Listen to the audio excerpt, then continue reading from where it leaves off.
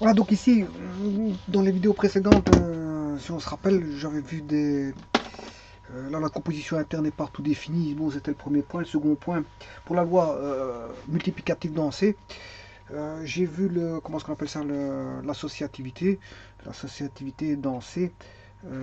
Et donc, ces deux-là, la composition interne est partout définie et l'associativité, faisait en sorte que j'avais un demi-groupe. Ensuite, on a vu qu'on avait l'associativité, bien sûr, qui est une propriété d'action. C'est juste une action de regrouper, de regroupement, d'association, de regroupement. Alors que, bon, le neutre, c'est une propriété de possession. L'ensemble possède un neutre. Voilà. Et ici, je vais voir le symétrique. Le symétrique. Donc, c'est aussi, on va dire, une histoire de possession. Donc, muni. On dira que euh, l'ensemble C dans la multiplicative est muni d'un neutre et est muni de symétrique. Attention que les neutres, comme je l'ai toujours expliqué, le neutre est unique et le symétrique est unique. Par rapport à une valeur, le symétrique est unique. Bon, recherchons le symétrique dans l'ensemble des nombres complexes. Et là, c'est fondamental ce que je veux voir parce que vous allez voir qu'il y a une particularité qui va agir et il fera en sorte que, bon, pour qu'on ait un groupe, c'est-à-dire les 4 points, puisque là je suis au quatrième point, pour qu'il y ait un groupe, il faut qu'il y ait une conditionnalité intrinsèque que vous allez voir, enfin que je vais qu'on va voir ensemble ici. Voilà, ici je suis au quatrième point. Donc le quatrième point qui définit le groupe. Puisque si j'ai le, le, la loi de composition interne, l'associativité, le neutre et la symétrique, ben j'ai un groupe. J'ai les 4 critères pour avoir un groupe. Voilà, donc ici, il y a quelque chose de fondamental qui va vous dire quand est-ce que j'aurai un groupe. Eh bien, on va déjà voir qu'est-ce que c'est que le symétrique.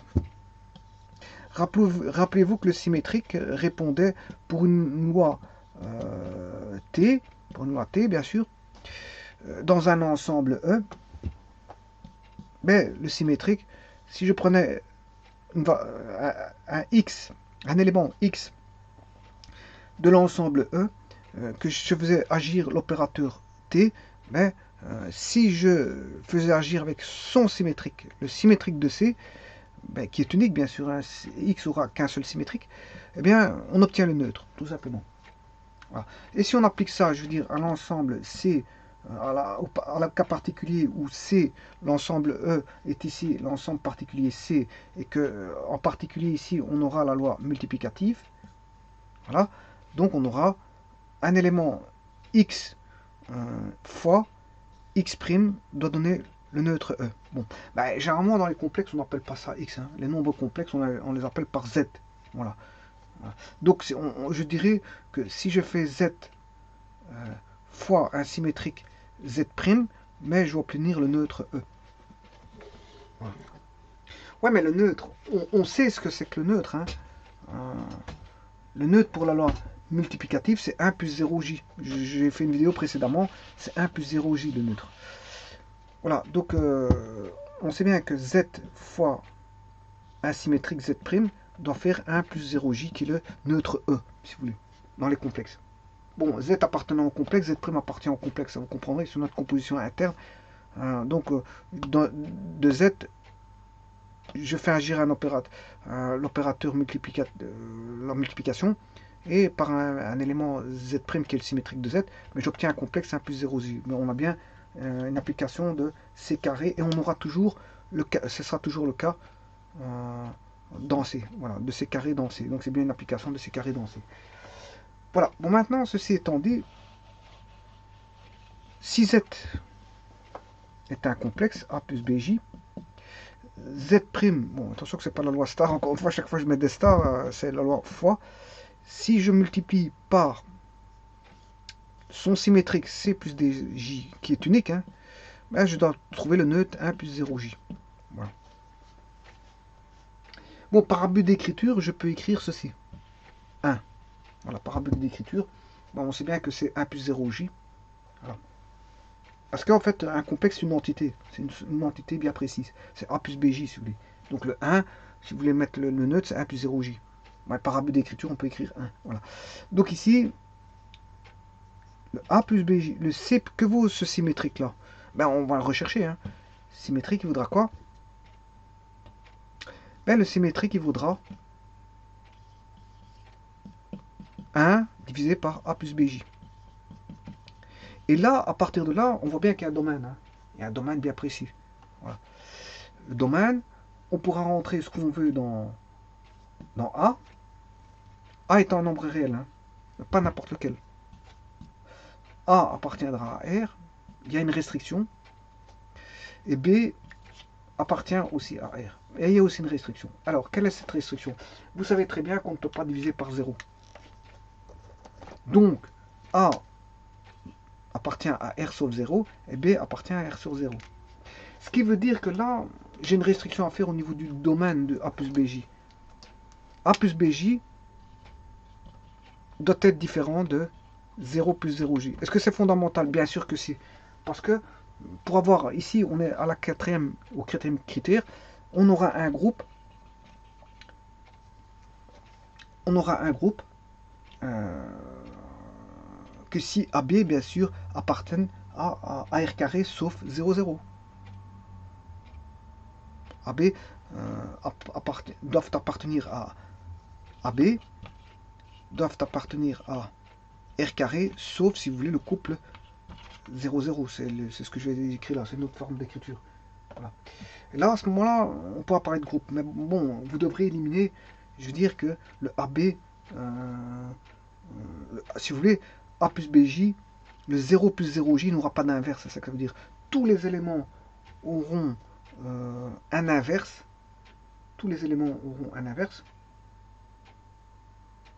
Hein, tous les éléments complexes, A plus BJ auront un inverse, sauf 0 plus 0J, qui lui n'a pas d'inverse. Par abus d'écriture, je peux écrire aussi 0. Hein. Je sais bien que c'est une entité, mais par abus d'écriture, je peux écrire 0. On comprend que c'est 0 plus 0J. Donc, le 0 n'aura pas d'inverse, que ce soit dans les réels ou dans les complexes, il n'a pas d'inverse. Tenter de vouloir inverser le 0, ben, on obtient une aberration qui est quelque chose de très grand, qui est l'infini. Voilà. Et qu'est-ce que c'est que l'infini? J'en sais pas plus. Donc pour moi, c'est une aberration. Obtenir l'infini, c'est une aberration parce que personne ne sait ce que c'est. On obtient quelque chose que personne ne sait ce que c'est. C'est tellement vaste, tellement grand que même en me disant vaste, que le fait de dire que c'est vaste, on pense à la notion de limite quand on dit que c'est vaste, mais c'est tellement vaste qu'il n'y a pas de limite en fait. Voilà, ça continue, c'est continuel. Donc voilà, divisé par 0, on obtient quelque chose de continuel, c'est-à-dire quelque chose de, je veux dire, on va dire voilà, d'inouï, d'inespéré, voilà, d'inattendu, voilà, en dehors de la raison, etc., etc. Voilà, donc ici, l'infini, personne ne sait ce que c'est, je vous le dis tout de suite. Ici, traiter l'infini, c'est traiter quelque chose que personne ne sait, voilà, mais que les gens peuvent bien sûr écrire au travers des écritures mathématiques pour dire que ça continue toujours. Mais qu'est-ce que ça veut dire quelque chose qui continue toujours alors que la majorité du temps, je ne vais pas faire un débat sur l'infini, mais voilà, personne ne sait ce que c'est. Quelqu'un qui viendra me dire que ce que c'est que l'infini, mais qui vient de me l'expliquer, je veux dire, pour que je comprenne dans mon esprit. Alors que mon esprit, bon, j'ai une petite cervelle de rien du tout, mais je veux dire, l'infinitude par rapport à ma cervelle, je ne peux pas comprendre. Voilà. Donc quelqu'un qui viendrait m'expliquer l'infini, je lui dis, écoute, bon, t'es le seul à le savoir parce que moi je ne sais pas ce que c'est. Voilà, enfin bref, ça c'est pour la petite histoire. Mais on peut attribuer, je veux dire, des définitions à l'infini, hein, c'est pas parce qu'on ne sait pas ce que c'est, au niveau concret, que je veux dire, on ne peut pas écrire des écritures mathématiques pour dire que, d'ailleurs, les calculs de limite, les tendances vers l'infini ont, je veux dire, des écritures qui peuvent écrire la tendance vers l'infini. Mais qu'est-ce que c'est que l'infini? Personne ne sait. Voilà. Ici, ceci étant dit, par abus d'écriture, je vais écrire 0. 0 n'a pas d'inverse. N'a pas d'inverse. Et si on tente de l'inverser, ben, on va obtenir quelque chose qui a une tendance, si vous voulez, infinie. Voilà. Donc, ce sera valable que si, bon, A plus BJ, A et B étant différents tous les deux de 0. On peut valoir tout ce que vous voulez, mais pas 0. Bon, quand je dis 0, c'est tous les deux ne peuvent pas valoir 0. Parce que si A vaut 0 et que B est différent de 0, il n'y a aucun souci. C'est les deux en même temps qui ne peuvent pas être nuls. C'est le couple. Voilà, ils peuvent être pas nuls en même temps. A et B doivent être. Voilà, mais A peut être nul, mais B est différent de 0. Mais A peut être différent de 0, mais B nul, il n'y a pas de problème. Ça, c'est bon, ça. Voilà, on retrouvera un inverse. Hein. Mais si les deux en même temps sont nuls, chose que j'ai écrit ici, ils ne peuvent pas être nuls en même temps. En fait, quelque part, si. Si c'est un abus d'écriture ici, parce qu'ici, A peut appartenir à R. À R. Voilà. B peut appartenir à R. Ouais, c'est vrai que, quelque part, c'est vrai qu'ici, il faudrait les faire intervenir en même temps, le 0,0. Voilà, mais A peut appartenir à R et B peut appartenir à R. Par contre, je dirais qu'en même temps, AB appartenant à R carré, oui, mais je dois exclure, si vous voulez, le 0,0. 0,0. Quand ils sont tous les deux nuls, je ne peux pas. Mais un des deux peut être nul. Voilà, c'est pour ça que je mets ici R carré, sauf le 0,0 en même temps. C'est une manière d'écrire que je rejette le 0,0, que A et B vaut 0,0 en même temps. Par contre, A peut valoir 0 et B peut valoir 0 pour autant que l'autre ne soit pas nul. Voilà, on va dire ça comme ça. Bon, maintenant, on va rechercher ce fameux C plus DJ. Que vaut ce fameux C plus DJ, en d'autres termes, qui est l'inverse de A plus BJ. Donc, on va calculer ça. C plus DJ est égal à 1 sur A plus BJ. Bon, on va multiplier par ce qu'on appelle le 1, par 1.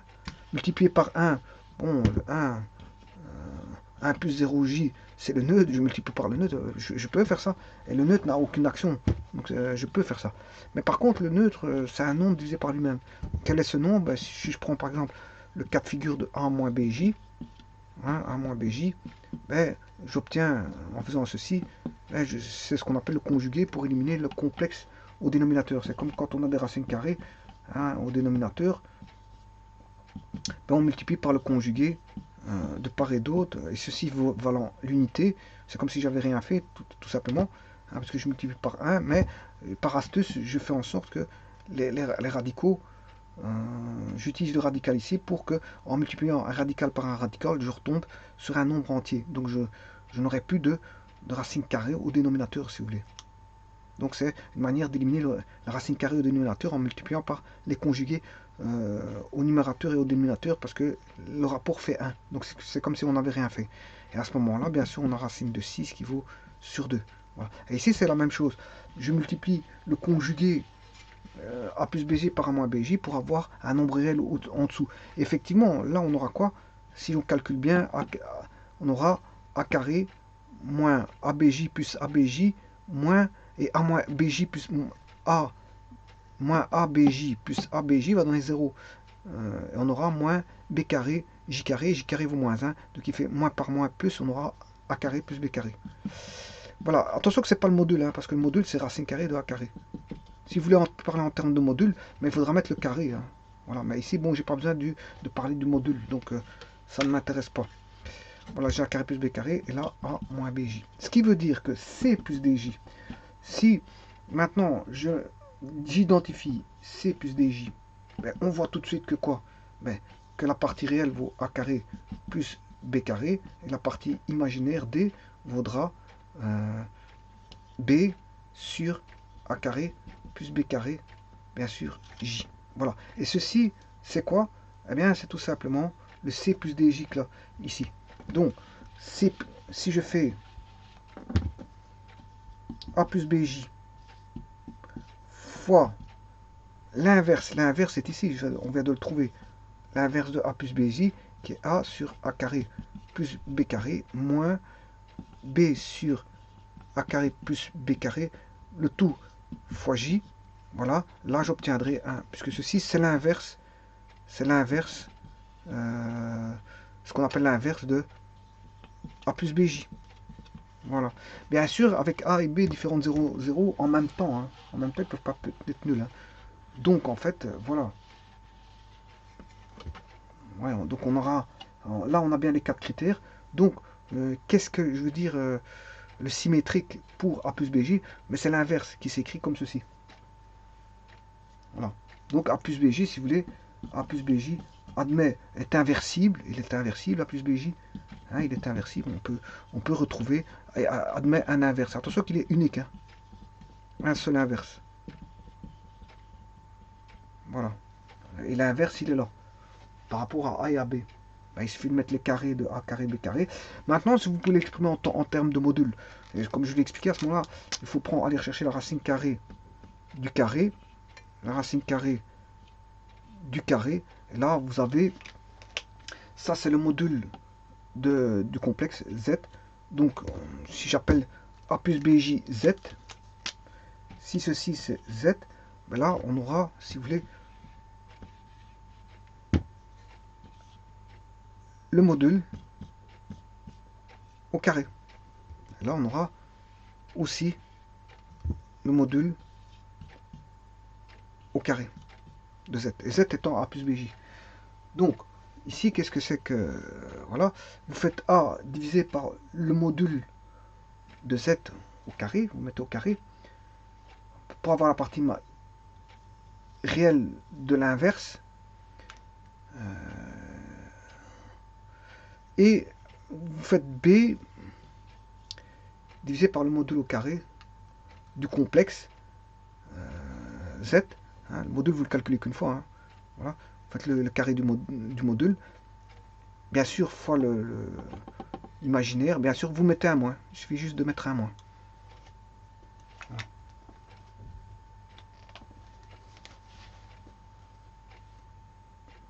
Bon, ça c'est en valeur algébrique, bien sûr. Hein. Voilà.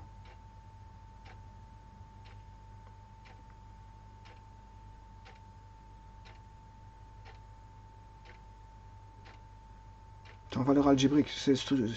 Voilà, je ne fais pas la forme trigonométrique parce que ici, bon, voilà, j'étudie en valeur algébrique. Alors ça, c'est un inverse. C'est l'inverse. Voilà. Donc le symétrique pour la loi multiplicative, bon, c'est l'inverse d'un nombre complexe. Et tous les nombres complexes possèdent un inverse, sauf un seul, qui est le cas particulier 0 plus 0j, qui n'a pas d'inverse en fait. Voilà. Ou si vous tentez de trouver un inverse pour lui, ben, vous allez tomber sur des aberrations qui sont, je veux dire, de l'ordre de l'infini et que je vous dis que personne ne sait ce que c'est.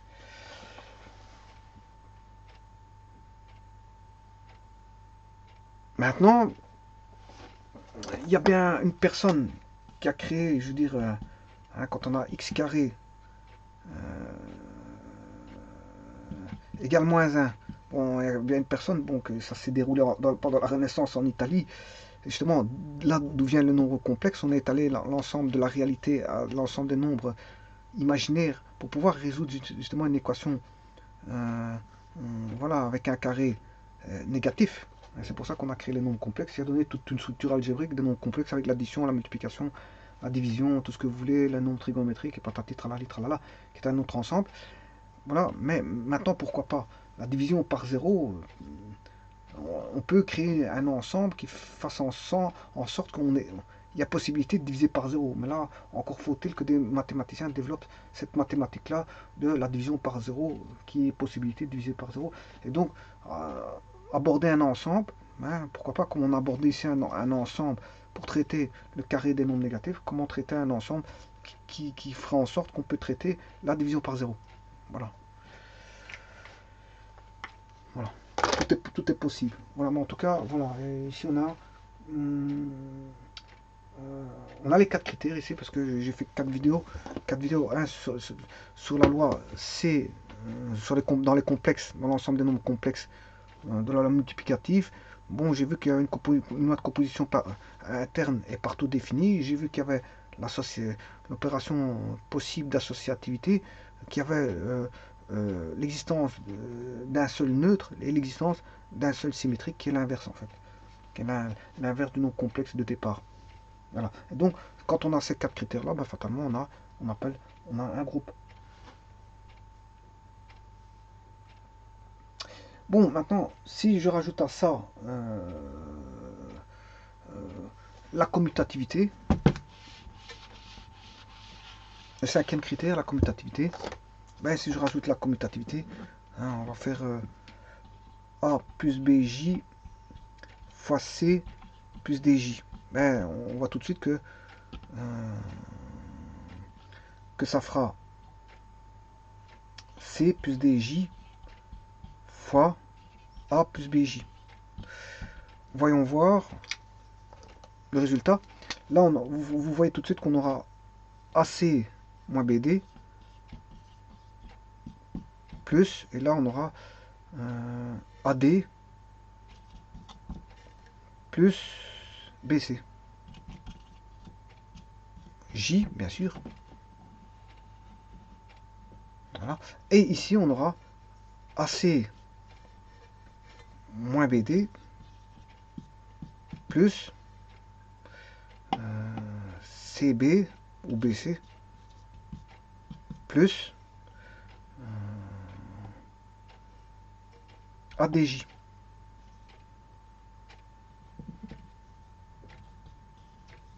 Voilà, et on voit bien que c'est les mêmes, que c'est la même chose. Hein. Si vous faites Z1 fois Z2, c'est égal à Z2 fois Z1.